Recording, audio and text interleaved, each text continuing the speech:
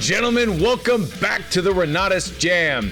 This is a podcast dedicated to talking about real events that happen in real time, and of course, we discuss all things Renatus. My name is Jay Stark, and joining me today is my fearless, albeit not the same co-host that I typically have. Instead, Mr. Bob Snyder. Mr. Bob Snyder. You know, Bob, you are the reason, of course, why Renatus exists. You're the reason why I have a job, a reason why the J.A.M. was ever created.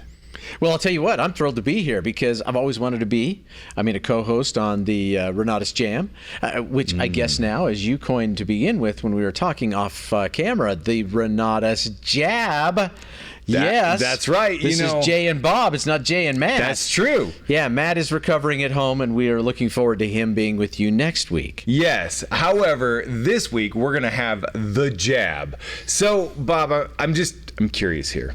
There's a word that gets thrown around a lot in media, in society, and in fact, it's become one of the newest titles for people to give themselves, and that is coach. Ooh, yes, it is. Now, I recently watched the Michael Jordan documentary, The Last Dance. Yes. And it dawned on me that even while Michael Jordan is the greatest of all time, yes, I am willing to fight anybody who has anything different to say on the matter, but while he was the absolute greatest of all time, he still required a coach.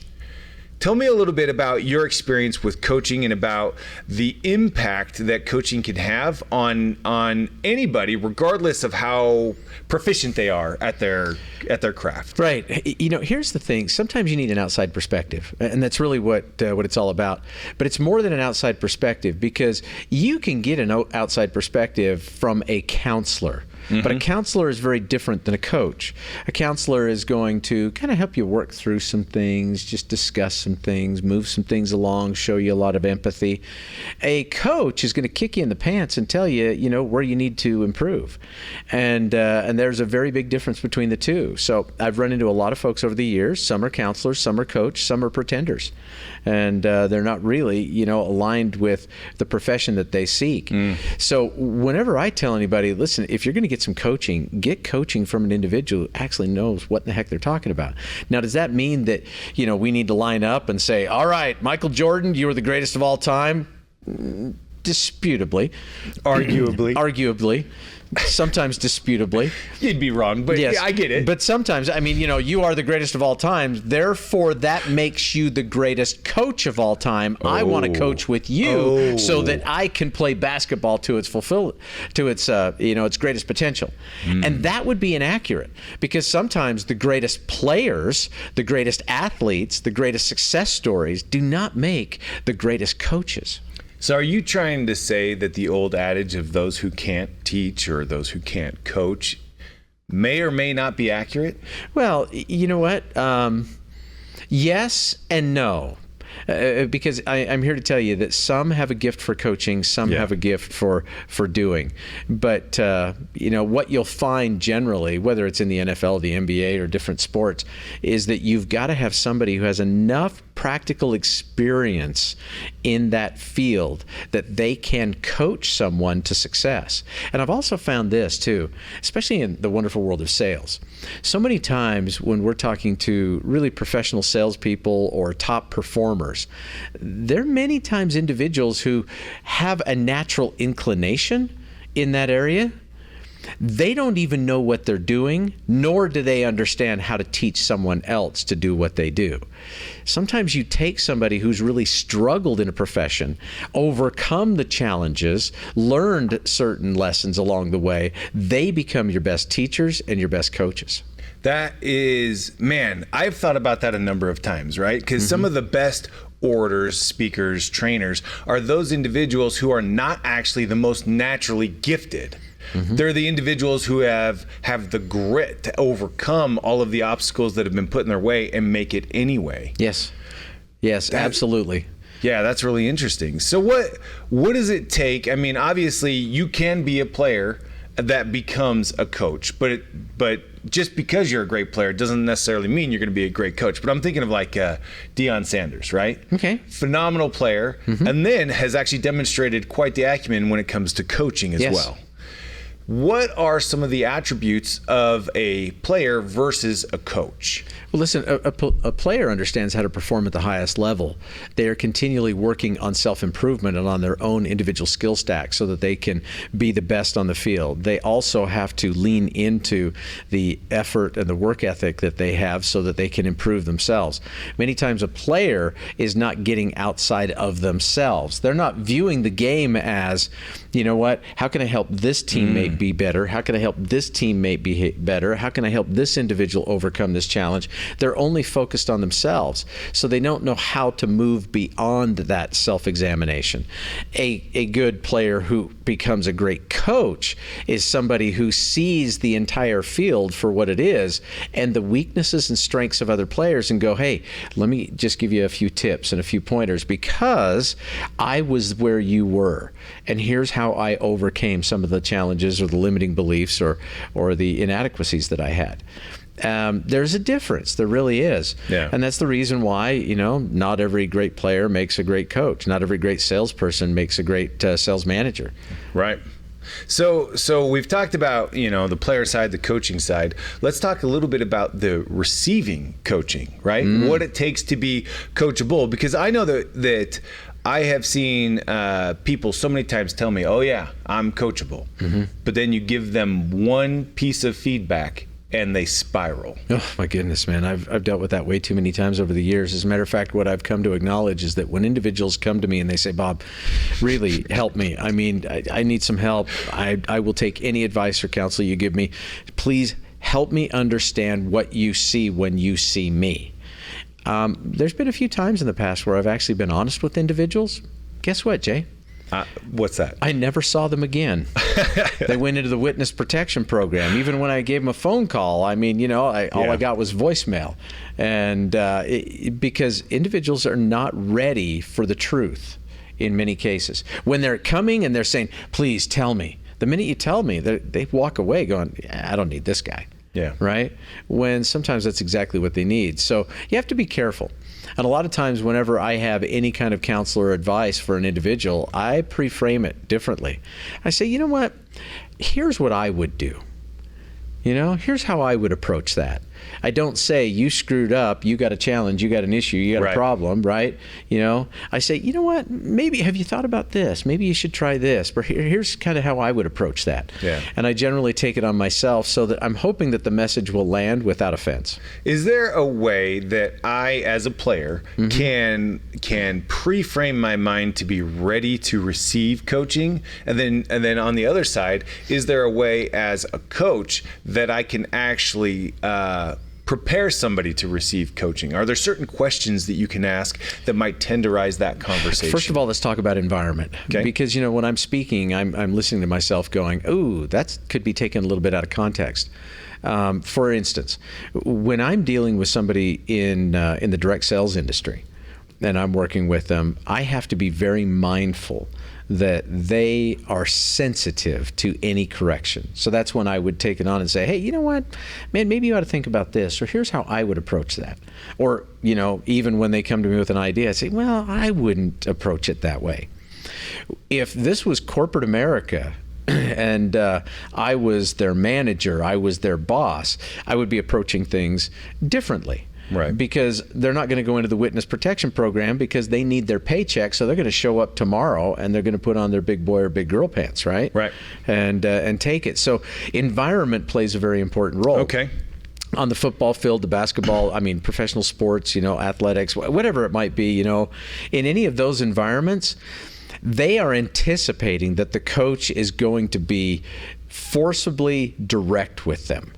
That's kind of the environment. Now, different coaches have different styles. Some know how to make it land so that it's for their own good and improvement. Others are more about condescension and they want to tear you down before they kind of build you up, right? It depends on the environment. But once the environment's been established, in a corporate environment, I'd be able to sit down with somebody and say, hey, you know what? I've observed a few things. Do I have permission to give you a little guidance and counsel based on the observations that I've made? I would still, make sure that I pre-frame the conversation as I kind of go into that. And then once I have their permission, it's a little bit like Seth Godin wrote that book years and years ago, Permission Marketing. Now I've got permission to coach. Right? Rather than just say, here's how you screwed up, here's the problem, here's the challenge.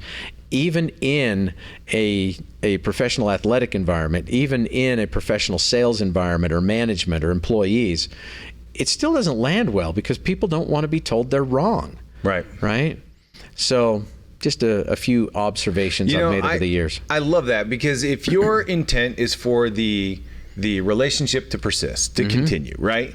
That's when you need to lay the groundwork and actually set the stage for an individual to not only be ready to receive that coaching, but actually to buy into, now is the time for receiving direction. Yes. If somebody were to say to you, no, how do you respond to that? In a corporate environment, if you were to set the stage and say, hey, I've observed a few things and I have some feedback, when you set that stage, if they say, yeah, no, do you just say, well, tough luck, and you go at it anyway? Or do you set the stage a little differently and say, you know what, is now the right time, or would you prefer later? You know what? In a situation like that, I would ask them a question. I'd say, no. Now, that's an interesting response to a directive. Why do you feel so strongly about that? And I'm going to engage in some dialogue, because, listen, you can't prescribe until you diagnose, right? You got to get down to the problem. You got to get down to the challenge of the issue. In sales, I've always used the super method for asking questions, which is the S stands for situational questions. The U stands for understanding or clarification questions. Then you identify the pain, then, which is the P in super. Then the E is enlarge the pain. The R is release the pain. I still ask those kinds of questions because I am about investigation. And then once I have the information, I can give a little different guidance and direction. Because I may have just crossed a threshold with an individual that they're unwilling to step over. Right. So I need to know why. What is it? And if they're just being obnoxious, they're just being rebellious, they're just, they're not willing to subordinate to their manager, their trainer, their coach, well, then we've got to have another conversation, because they might not be a good fit for the organization, and I may need to say goodbye. Oh, that's a good point. Moving on a little bit from that, talking a little bit, or maybe exploring that a little bit differently. In a sales organization like direct marketing, where you have basically a volunteer army. Yes. There have been several times when you and I have had the experience of training somebody to death, giving them coaching until you're blue in the face, until you keel over because you just are out of breath, right? Right. And then having them turn around and literally say the words, I don't know what to do. I've had that a number of times. What do you do in that situation? In that situation, I'll say, can I just make an observation? Sure. Yeah. You've been to every Super Saturday training, right? You've been to every regional training over the years, right? Yeah. You've been to every national conference, right? Yep. You've actually watched my 10-step training, in the back office. So you've watched all of that information and been a big part of things. Yeah. Yeah. You've come to Thursday night presentations, so you've been able to see the rhythm of the story that we share and how things unfold. You've been to, follow-up events that we've done as well. Possibly, this is just a theory, but see if, this lands well. It may be that it's not that you haven't been trained. It's not that you don't know what to do. You just, for some reason, have chose not to implement it and to do the things you've been trained on.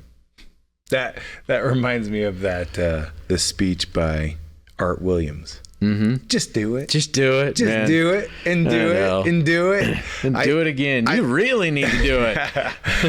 I think so much of where people get stuck is in that do it, right? They're like, well, I need to have all of the information from A to Z before I'm going to take the very first step. Yes. And so often what we have seen, at least what has been my observation, is that the most successful people are those people who take the first step and then learn how to take the second step, and then learn how to take the third step, and then learn how to take that fourth step. That what you're describing is progress over perfection. Yeah. There's a lot of individuals who are perfectionists that they can't make a move, they can't make a decision, they can't do anything at all because it might not be the perfect move.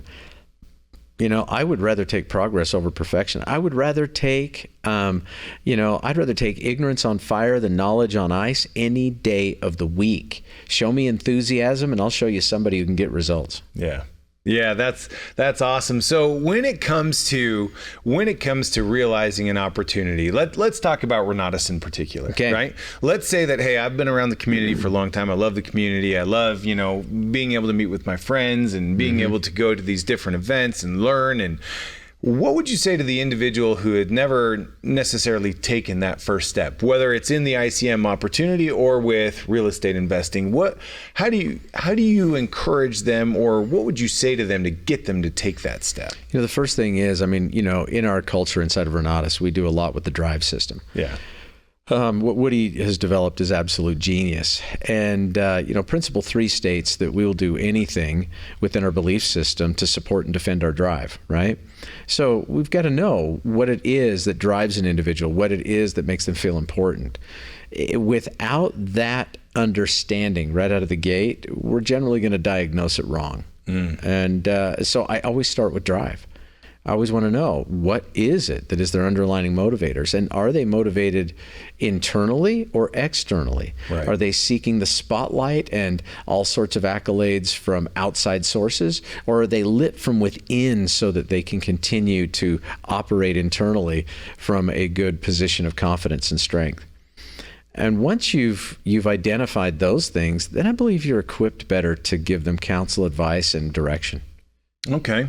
So I'm trying to think of how to ask this question the right way, because there are so many examples flying through my head right now of people that are excited, that are absolutely engaged and working the business to death in their own mind. Mm-hmm. Yes. But they forget to apply that in the real world. Mm-hmm. So how can somebody make themselves or deliberately cross that bridge into becoming uncomfortable? Let's say that your external situation has not dictated that you are severely dissatisfied enough with your life that you're willing to make a change. How can you create the mental framework yourself of dissatisfaction so that you can start to create the results that you truly want? Sometimes that's the reason why they need a coach and they need a workout buddy.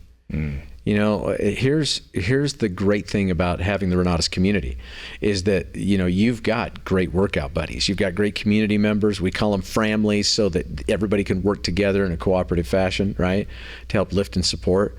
When it comes to 3-foot contacting, for instance, one of the best ways to do this as a leader in the business is take your individuals who say, man, I declare that I want to be great and I'm willing to do the work, but you don't see the work being done.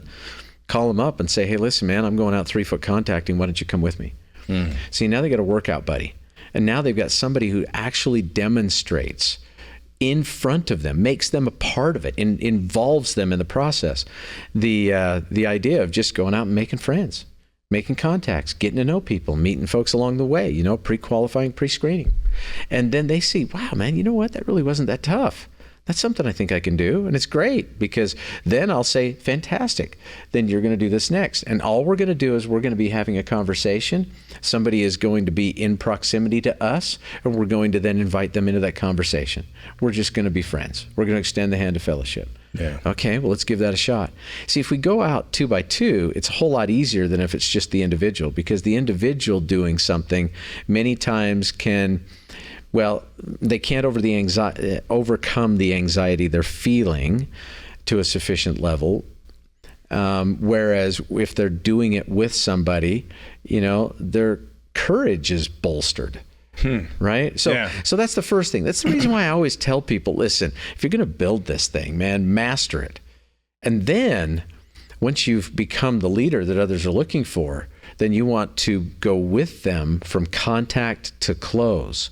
Because if we can involve a brand new person who may be fearful and have a lot of anxiety in 3-foot contacting, in contacting, their warm market, in contacting cold market, in working lists, in working trade shows, in getting out there and networking with folks. If you can take them with you so they see you work and then they themselves can also do it in front of you, man, now you've expanded their comfort zone. Right. Now you've expanded the ideas that held them back, those lack and limiting ideas.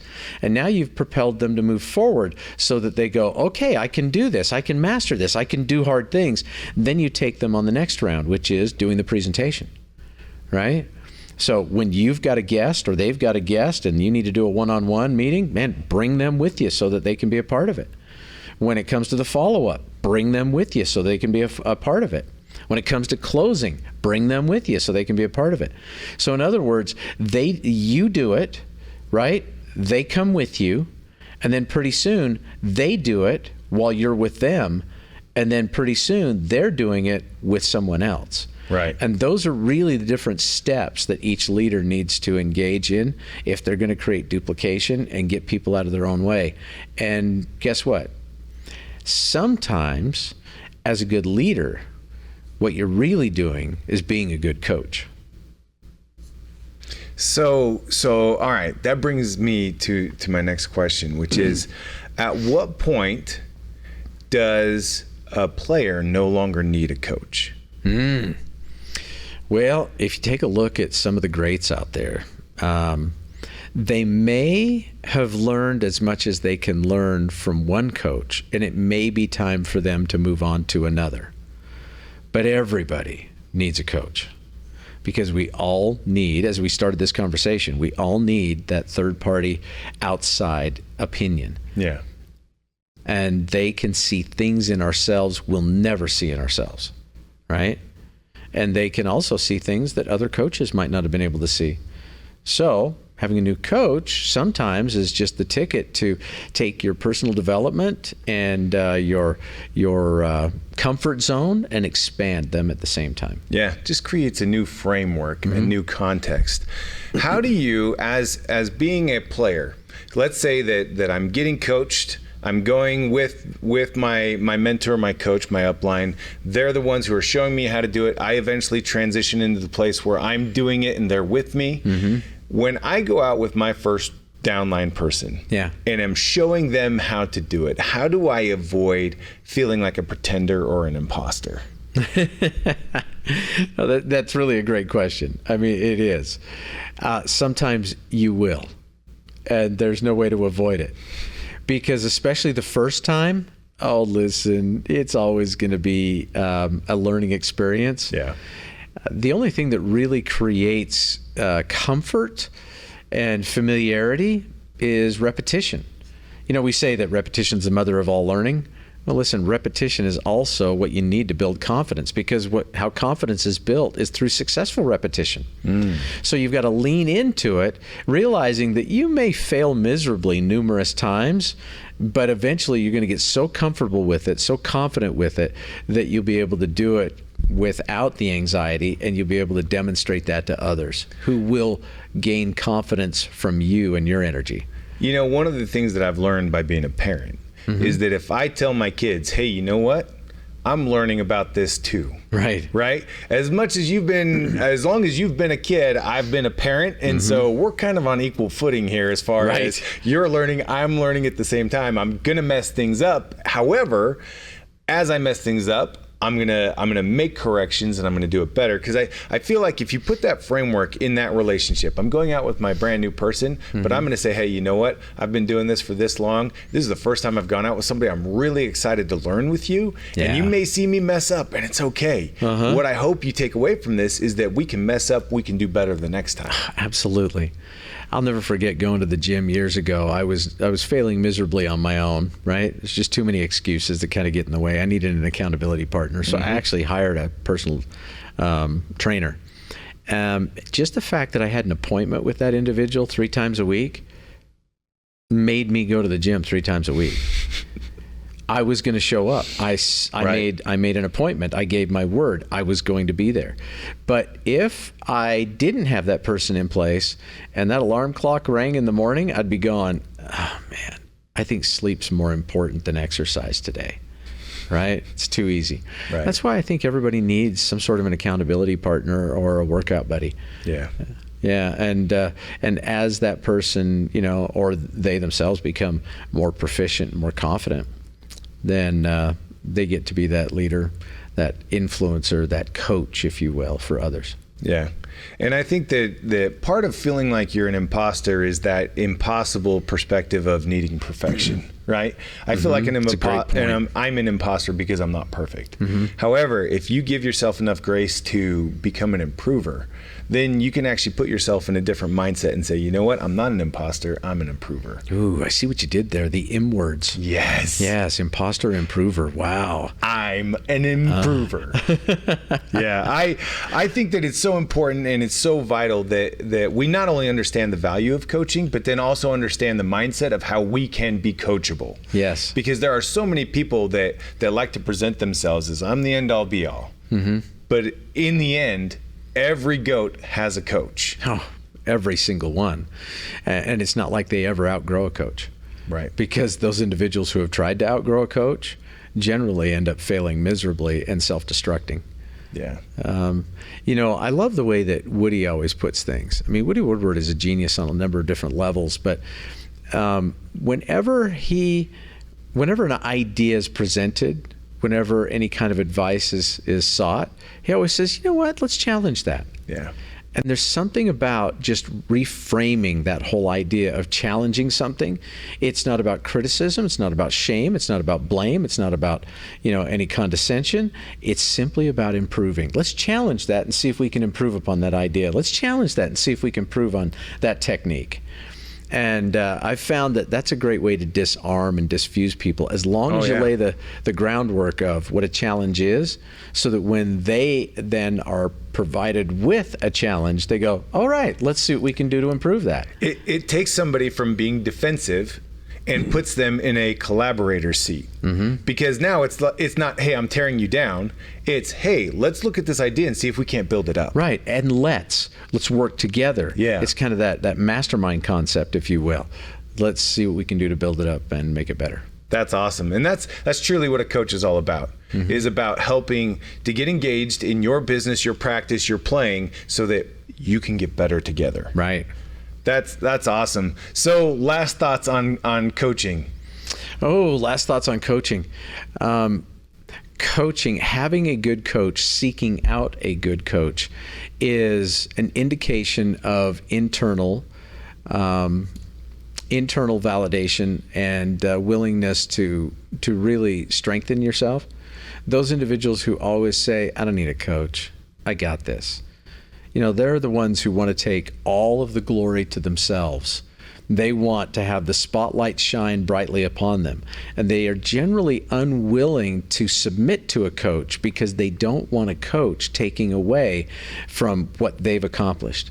But what they've got to understand, and this is where association or reassociation plays an important role, because, behavior doesn't change until a reassociation occurs, is that they need to look at it like, hey, success is a team effort. Success is a team sport.